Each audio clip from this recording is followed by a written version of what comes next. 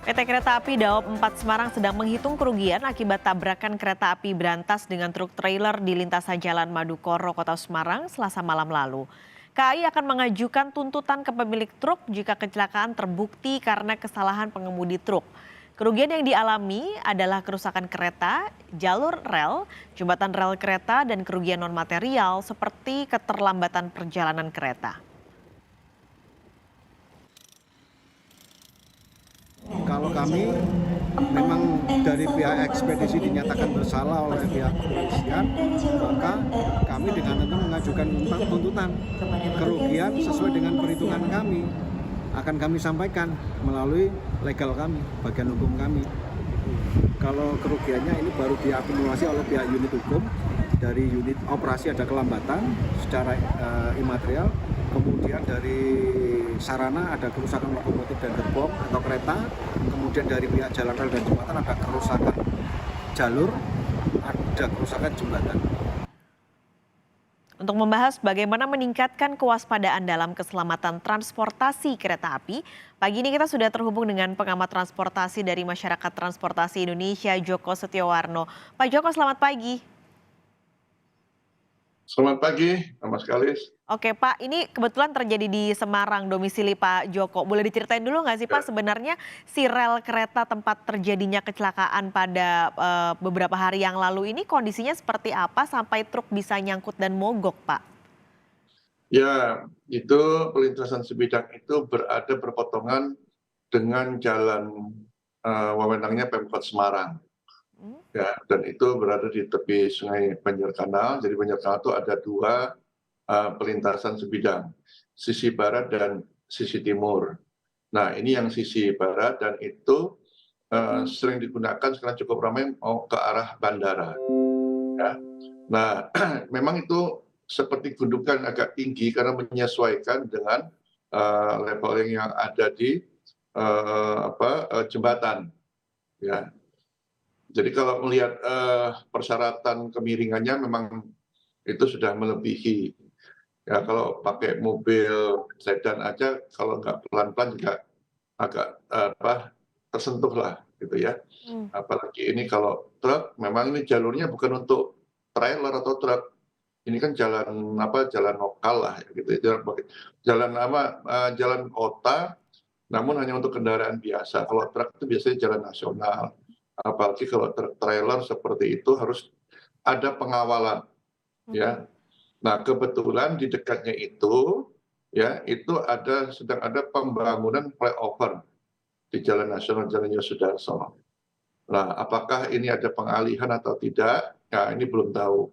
Artinya pemilihan lah. Mungkin supirnya melihat, wah ini kok antrian cukup panjang, kita belokkan. Tetapi di lokasi itu sudah informasi kami dapat, ini ketiga kalinya. Yang kedua itu terjadi dini hari sekitar jam 3, masih bisa dibantu. Kebetulan di situ ada kantor Damkar Kota Semarang. Nah, dekat di situ.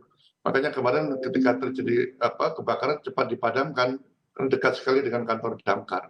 Ya, sangat membantu sekali. Nah, karena dini hari itu, kalau dini hari mungkin volume kereta tidak begitu banyak, masih bisa terbantu lah didorong oleh Damkar katanya. Ya. Tapi ini jam 21, jam 19 itu memang cukup banyak kereta yang akan lewat dari barat maupun dari timur. Oke, ini perlintasan dengan gundukan sehingga ketika kendaraan lewat memang agak sulit karena berarti lebih tinggi ketika kendaraan melewati rel tersebut. Apakah berarti sistem keamanannya harus berbeda Pak dengan rel-rel yang biasa kita lewati yang tidak ada gundukannya? Ya, sebenarnya sama harusnya kalau sudah ada perbedaan seperti itu karena ini di jalan kota, ya wewenang Kota Semarang untuk memperhatikan levelingnya. Jadi jangan sampai ada perbedaan begitu tinggi, ya. Apalagi ini tidak boleh di jalan digunakan untuk angkutan barang, harus dilengkapi dengan rambu-rambu. Memang harus diakui hasil investigasi kemarin temuannya rambunya itu kurang, ya. Nah, harus ditambahkan. Tapi kemarin infonya sudah pihak Pemkot Semarang sudah menambah rambu-rambu yang diperlukan. Umpamanya truk tidak boleh lewat, kemudian kelengkapan kan di perintah sebidang itu mesti ada kelengkapan selain penjaga, kalau ada dijaga juga rambu-rambunya. Nah, ini tinggal setelah itu nanti masyarakat pengguna juga, ya. Jadi memang masyarakat itu juga harus berhati-hati lah, entah itu dijaga atau tidak dijaga. Ini kan kalau melihat dari videonya memang sebelum pintu ditutup itu sirine sudah berbunyi. Iya.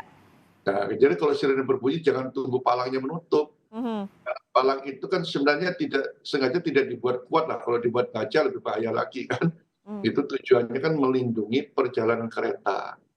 Karena kereta sendiri itu kan tidak bisa seketika berhenti seperti halnya mobil.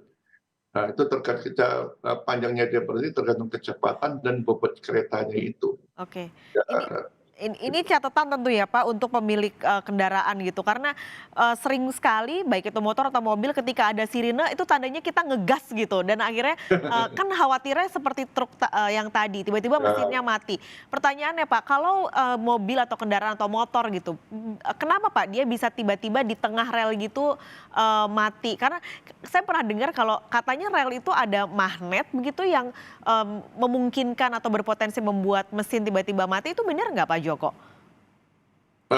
Saya belum lihat risetnya seperti itu ya. Tapi yang jelas kalau sudah berada di tengah, tahu itu ada kereta, mesti panik. Saya pernah diskusi beberapa teman-teman ya, atau orang-orang yang mengalami seperti itu, luar biasa kata paniknya. Apalagi di level itu, di lokasi itu kan dia bukan lurus, itu adalah melengkung. Jadi masinis juga tidak bisa melihat langsung ada benda terhalang di depannya. Ya, jadi lebih pada panik lah. Ya, jadi makanya harus hati-hati lah kalau menghadapi pintu pelintasan, meskipun tidak ada sirine atau apapun harus tengok kanan kiri. Ya. Nah, ini yang terjadi di pelintasan itu 87% itu terjadi kecelakaan itu di pelintasan yang tidak dijaga dan cukup banyak loh. Di Indonesia itu ada total 5 ribuan, yang dijaga itu cuma 20%, 1000-an. Oke. 3 ribuan itu tidak dijaga dan liar itu banyak. Jadi kalau di rata-rata mungkin setiap tidak sampai 800 meter itu ada pelintasan sebidang. Nah, berarti mogok ini bukan berarti karena faktor mobilnya sudah tua atau tadi truk yang terlalu besar, tapi memang pada dasarnya adalah karena faktor kepanikan pengendara. Ya kalau yang saya kira umumnya begitu, tapi kalau yang truk trailer kemarin itu dia nyangkut. Ya, Oke. ya memang harus didorong, dia nggak bisa dengan kekuatannya itu sendiri, apalagi kalau dia bawa, kebetulan itu kondisi kosong tidak bawa angkutan ya, kalau dia bawa muatan mungkin lebih parah juga. Ya. Karena terlalu besar tadi ya Pak Ya, mobilnya. dia menyangkut. Ini tapi kalau tiba-tiba Pak ada sebuah kendaraan gitu mogok di tengah rel di saat palang pintu sudah mulai menutup, kira-kira pengemudi ini harus melakukan apa Pak Joko? Ya kalau kendaraannya memang dia panik, keluar aja, udah. Kan nyawa lebih berharga kan daripada memaksakan diri. Kalau kondisi sudah di tengah seperti ini, penyelamatan jiwa. Makanya kalau prinsip bidang seperti itu, ya ada sirine pokoknya berhentilah. Jangan sampai nunggu palangnya tutup baru. Ini enggak kan, kalau ada sirine malah ngegas semua rata-rata.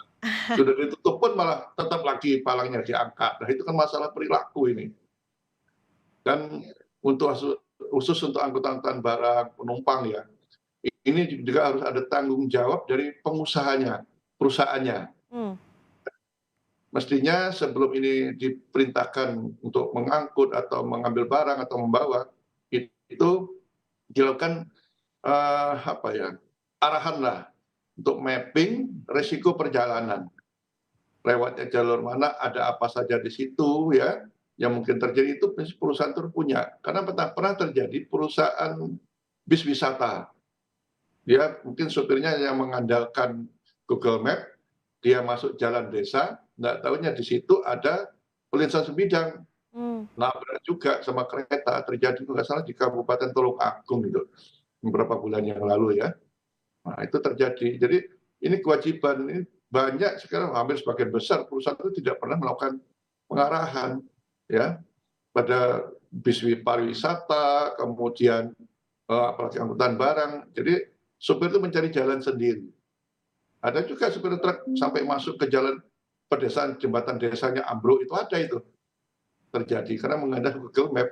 Nah ini saya nggak tahu, ini bukan jalurnya dia lewat, apakah ada pengaruhnya dengan pembangunan flyover itu, ada pengalihan arus dan sebagainya, ini perlu ditelisik lebih dalam. Oke. Tapi yang jelas Hmm. pengemudi jangan disalahkan terus, kasihan nanti orang nggak menjadi pengemudi truk lagi dah. Yang pasti, Makin berulang. nah, ini tentu jadi masing-masing punya tanggung jawab ya Pak, PT KAI sebagai pengemudi juga tadi supaya waspada, jangan ketika ada sirine lalu malah ngegas begitu. Jadi lebih waspada karena dampaknya akan besar sekali, tidak hanya pada pengendara tapi apalagi rel kereta yang membawa banyak sekali penumpang di dalam kereta tersebut. Pak Joko, terima kasih sudah berbincang pagi ini di Sapa Indonesia Pagi soal kecelakaan kereta di Semarang. Kita ketemu lagi Pak kapan-kapan, sehat selalu Pak Joko.